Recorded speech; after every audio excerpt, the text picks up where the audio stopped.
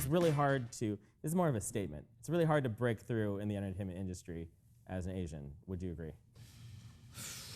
Yeah, I mean, like, Dude, that's like an understatement. Like, when you take the big three, we make up like 3% of the population. So when people demand, and I'm glad that they demand that yellow people are on TV and movies, I'm glad that they're there.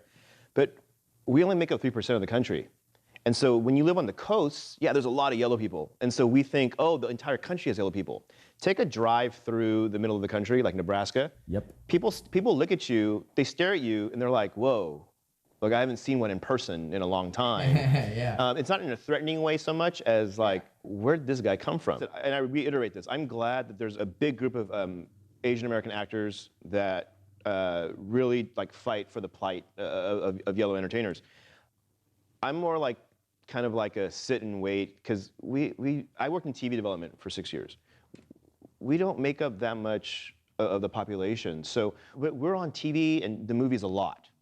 So you're saying we're actually doing pretty good I think we're doing representation-wise? way better than people are making it out to be. But I'm also glad that there are people that complain about it. I feel like as women, like a lot of behavior that women pick up, or how to behave and how to act and what is normal, is echoed from what we see on television. What is desirable, who wins, especially as women, like who gets to be prom queen, how that girl gets to be popular. I mean, I religiously watch television, and I very quickly picked up on codes of what was cool and what was not cool, and who was the desired boyfriend to have, and it was always like white people. It was always a white guy, and it was important to be rich. It was important to be fashionable. It was important to have lots of friends who are also white. And these are the codes that I picked up. It's not that I left that, but I grew up in San Francisco, and Asian women would say to me that they did not find other Asian men attractive. I think that comes from television.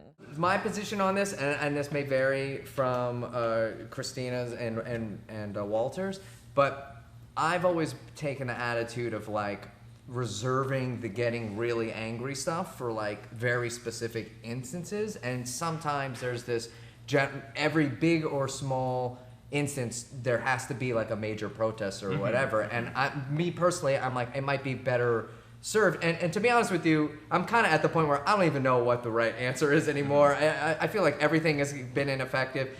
Personally, it may just be that when we're Asian people, or as a whole, are 5% of the population, but that includes every single different, Chinese, the big three that like Walter likes to say, and all the other countries.